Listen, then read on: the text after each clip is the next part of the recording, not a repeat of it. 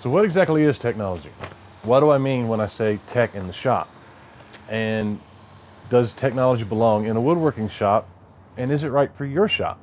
Maybe I can help you answer those questions. Stay tuned.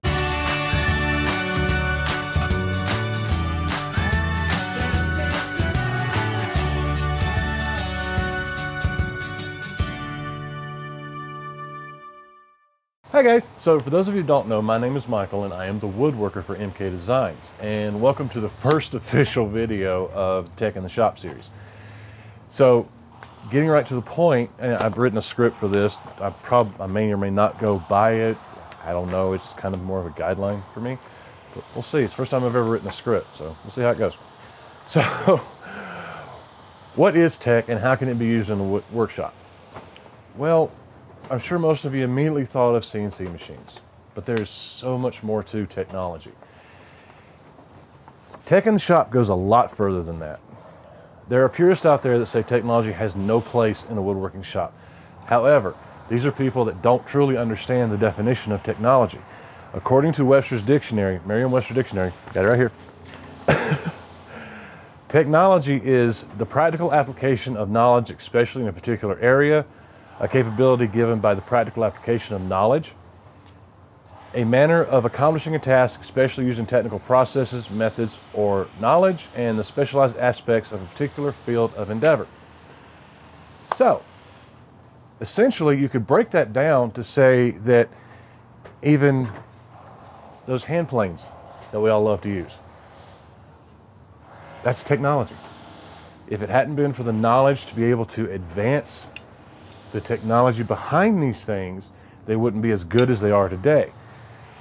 So forth and so on. Everything in a modern day workshop is technology. Even the Amish use technology.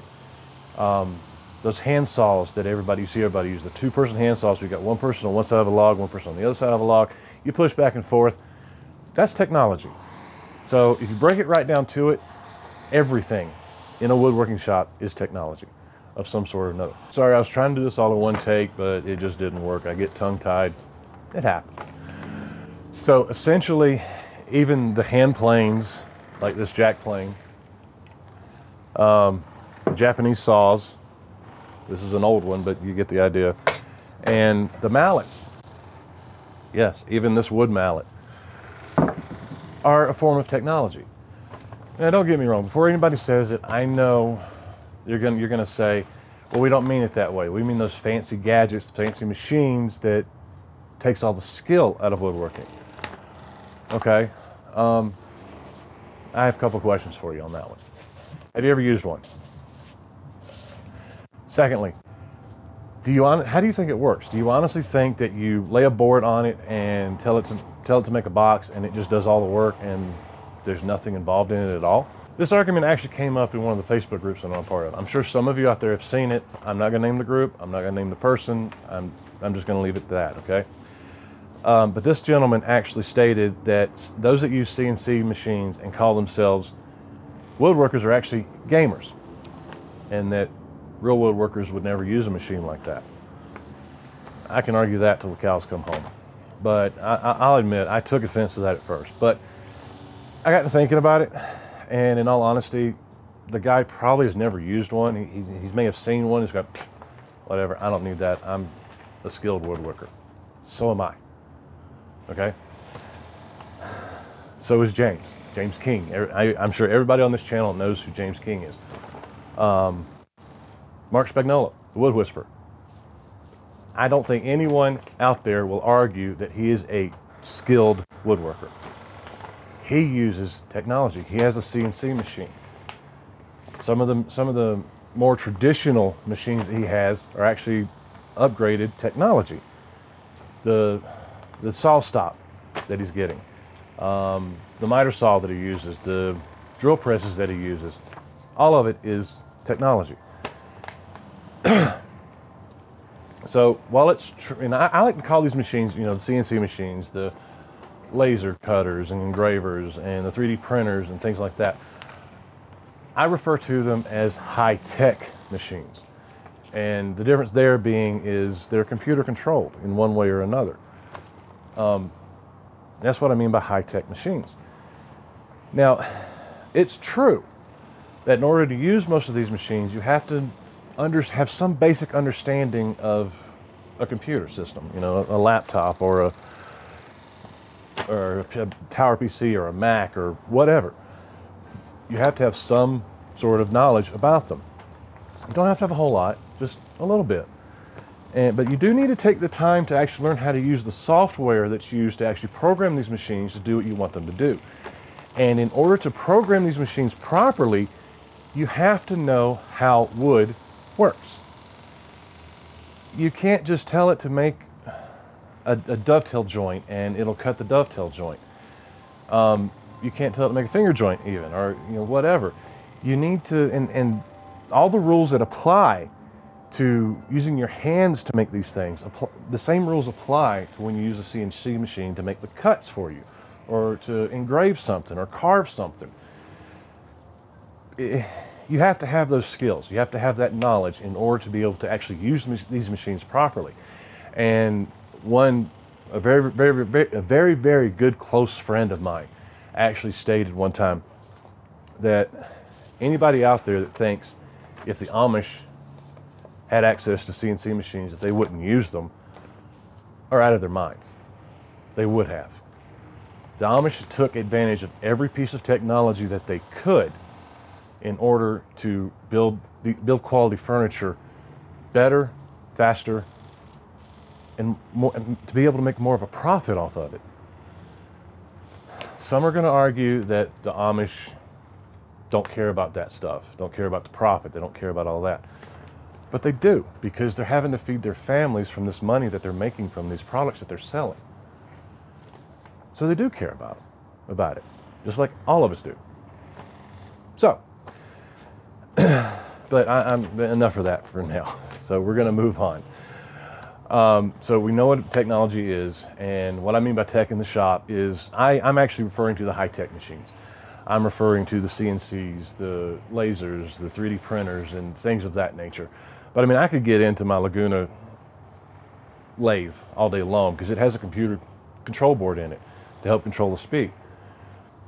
My drum sander, same way. I could get into that, but I'm referring to the high-tech machines. That's what I mean by tech in the shop. Is technology right for your shop?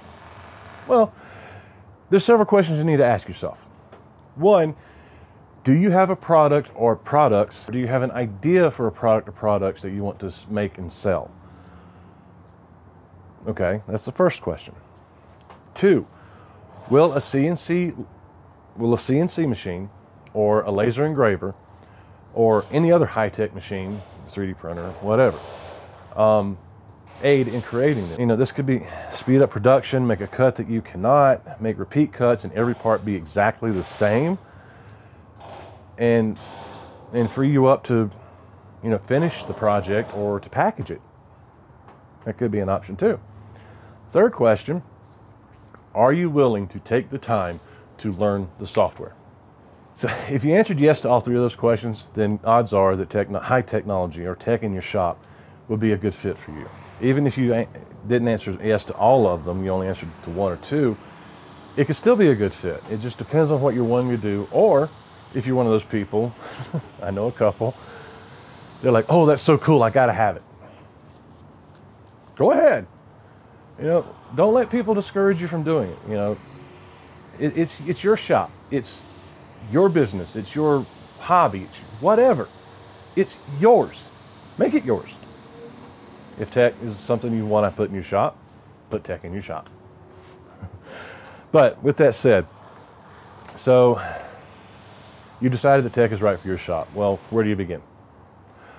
Well, there's a couple places to start, but we're going to talk about CNCs first. And in all honesty, I would highly encourage you to take your time, do your research, find out everything you need to know and everything you think you need to know about any particular machine before you decide to purchase it. Because let's face it, these things are not cheap. You can get some CNCs that are low cost, but it's still not cheap. And yes, I know I'm talking in circles. I apologize. I'll try to cut as much of this out as I can and just get to the point. So let's talk about CNCs. Okay, there are several factors that are going to help you decide on which machine would be right for you. I mean, honestly, a CNC machine would probably be the first place you'd want to go, unless you want to make, Christmas ornaments, like things like this. This was just a test, but you can see it didn't cut all the way through like it's supposed to. So I was just testing it. But if you want to make things like this, I would highly suggest getting a laser, whether it be a high-powered diode laser like this one, the X-Tool D1, or a CO2 laser. I would suggest getting a laser for those. The CNC machines can do it, but they don't do a real good job, because unfortunately you can't get a bit that small, and it just tears them out sometimes, and they don't do a great job on the smaller things like that. And that's a limitation on the bits. It's just physics. For CNC, the first thing you need to decide is what's your budget. All of us would love to have $100,000 to be able to spend on whatever we wanted for our shop. Honestly, for me, if I had $100,000, I'd have an actual shop with 4 walls and everything. I have a roof now, but I still don't have 4 walls. That'd be the first thing I would buy. But at any rate, we don't have that kind of money. None of us really do. What you need to look for is you need to look for a machine that is in your budget that's going to do everything that you want it to do. Do you want it to have a 4th axis? Do you want it to, do you just want to make simple cuts? Do you want to do 3D carving? That kind of stuff. My suggestion to you would be to get the best machine you can that meets all your criteria that's in your budget, or at least most of your criteria. Okay, I apologize for the interruption here, but my mic started to cut out on me here, and I wanted to make sure I got this to you guys. I didn't realize it until I went to edit it that it did, so yeah, instead of re-recording it, I'm just doing the voiceover here. But basically what I'm trying to say is you want to get the machine that meets most of your criteria, as much as you can afford, that fits within your budget. There could be a machine that's a little more expensive, but it's not quite in your budget. Get the one that comes closest and use that to make products, to sell, to make money, to be able to then afford the machine that will do everything that you want. So that's what I'm trying to say right here. So yeah, that's the first consideration you need to make. Second is, how much space do you have? We don't all have enough space. These machines come in multiple ranges of sizes. They start, as small as the desktop unit, which is about the same size, maybe a little bit bigger than the X-Tool right here, and all the way up to 5 foot by 12 foot and even larger. I've seen huge ones that take up an entire room. But if you don't have the space for something like that, and you don't have the budget for something like that, you don't really need it to start. All you really need is a machine that's going to be big enough to accomplish what you want to accomplish. There is a way to do it with a smaller machine if you have a bigger project, but that's something for another video. So you need a machine that's going to be big enough to be able to do what you want it to do, that's not going to take up more room than it needs to. In all honesty, if you're going to be woodworking with these things, I would suggest at least a 2 foot by 4 foot machine, which is what the 520 is. The next thing you need to think about is what software comes with the CNC, if any. There's a lot of software packages out there. I know for one thing, the X-Carve comes with what they call Easel Pro, I believe it is. I wrote it down here. Yeah, Easel Pro, something like that. It's a very popular one that people use. And there's a lot of free software out there that you can use to be able to design these things. You can use SketchUp to design them. You can use Fusion 360 to design the products you want to make on it, and things of that nature. But in all honesty, the best software out there that I have found doing all my research before I bought mine, and since then, is VCarve Pro from Vectric. They have extensive videos on how to use the software, and even at that, every month, actually every couple of weeks sometimes, they come out with another video where they show you how to make something on it that teaches you even more about how to use the software.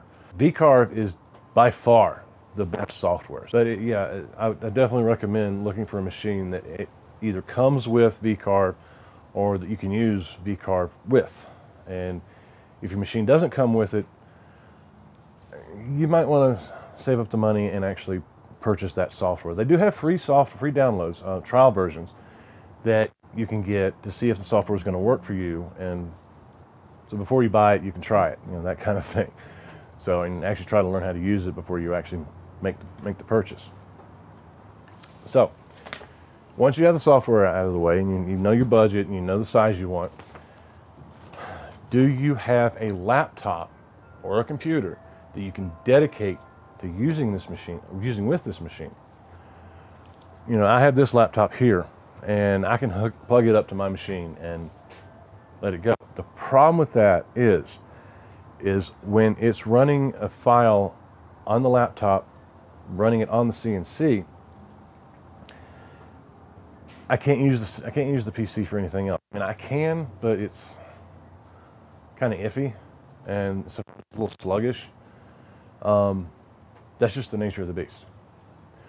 So, if you have a PC that you can dedicate to using that, and the second one that you can use to design with, then that's great.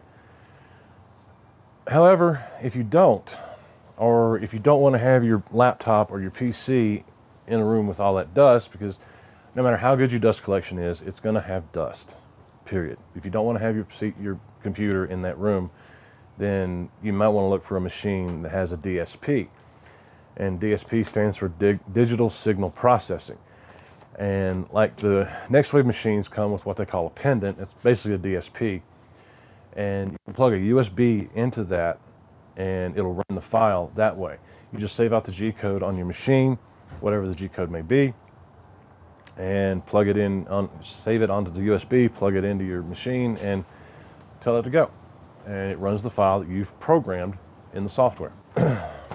So those are the considerations you need to have before you actually make a purchase of a machine. So with that said, I actually told you guys that I would cover why I decided on the Nextwave Shark HD 520. When I first started looking at CNC machines, at that point in time they had the HD4 extended, which is the one that James used to have. Now he has the 520.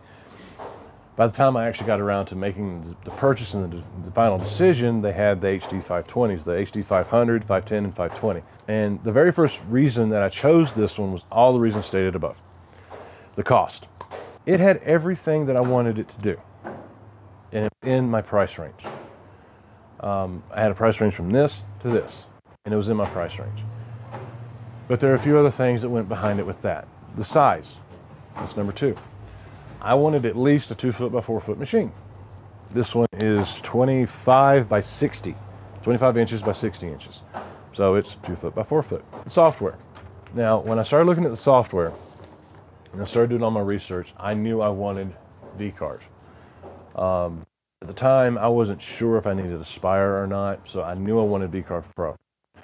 One of the advantages to buying the Nextwave is it comes with a full version of VCarve Pro. A couple of machines out there that I looked at, they offered it as an upgrade. So not only were they $1,000, $2,000 more than the 520, you also had to pay another $700 to $1,000 for the VCarve software. And this one had it was already part of the deal. That was a big selling point for me, really big selling point. And lastly, I have a couple of computers, but I didn't want to have one dedicated to the CNC, so I wanted the ability to be able to plug in the USB and have it run the file. Another big consideration for me on the 520 was the available upgrades. At the time, Nextwave had more upgrades available than any of the other companies that I was looking at. Upgrades such as the 2 horsepower spindle at that time. Now they have a 2 horsepower and a 3 horsepower spindle. It's water cooled, and that's one accessory that if you, any CNC you go with, whether it be the 520 or any other, I would definitely look at that for a couple of reasons. One, they're water cooled, so they stay cool. They last longer because of that. And you don't have that air blowing out of the motor like you do with a traditional router motor causing an issue with dust. Trust me, I found out the hard way. I made a mistake with mine, had some of the cabling in the wrong place, and my 2 horsepower spindle just quit. So I had to plug up my full-size DeWalt router into it, and it made my dust collection pretty much ineffective at all. The air coming out of that motor blew the dust out before the vacuum system could even have a chance to get a hold of it. So yeah, that's a huge consideration. The next one is the noise. The noise from the traditional router motors versus the spindle is significantly different. The spindles are a whole lot quieter. And as a matter of fact, with this system, the 3 horsepower spindle is actually quieter than the 2 horsepower system. I'm not sure how they did that. I have to ask them if they added more insulation to it or whatever, but it's a more powerful motor. You can use bigger bits with it, and it's quieter. I mean, so much to the point that when it's not cutting, Kat and I can actually stand in my CNC room and have a normal volume conversation. We don't have to try and yell at one another. So that's the other reason. And the next reason I would highly recommend getting a spindle system is the accuracy. Traditional routers are notoriously inaccurate. I know some people are going to argue with me on that. They're notoriously inaccurate. That's all I'm going to say. I'm not going to argue that one. These spindle systems, they are engineered to be highly accurate. And you'd be surprised the difference between a traditional router on the CNC versus a spindle system on the CNC. They're engineered to be that accurate because they need to be. For what their purpose is, they need to be that accurate. And don't get me wrong, all you need to get started with a CNC machine is the machine itself and a router. That's pretty much it. And from there, use software, obviously. But from there, you can do pretty much anything you want. But I do highly recommend getting the spindle system if the company you're looking at has one. I would highly recommend getting that. So, that being said, my last reason that I'm going to cover for why I decided on the Nextwave Shark HD520 is the tech support. When I was doing my research, Nextwave continuously ranked high in their tech support, from rankings and ratings and things of that nature, continuously ranked high. I hadn't even talked to them at this point. And I'm just reading Google reviews and things like that, and they were high, 4 out of 5 stars, 5 out of 5 stars. I knew that was something I was going to need because I've never used a machine like this before. I wanted to make sure that I had the support that I needed in order to get the full use of the machine. And since I've gotten the machine, I can tell you the couple of times that I've had to call them, they've been fantastic. Number one, I actually talked to someone. I didn't have to leave a message and have them call me back. I actually talked to them, and they've been very knowledgeable. These are people that actually use the machines themselves, and they know about this stuff. And if you happen to call them with a question that they don't know the answer to, there's an engineer within yelling distance from the help desk guys that knows this machine inside and out and can help you with that. And if they can't help you immediately with it, they will get back to you really quickly. So that's the reason I decided on the Shark. I hope that makes sense. If not, you can always ask me and I'll be happy to answer any questions you have. I know the video's long, but it's longer than I wanted it to be, but yeah, there's a lot of information to cover. But on other machines like the diode lasers, the CO2 lasers, the 3D printers, I'm just getting started with this stuff.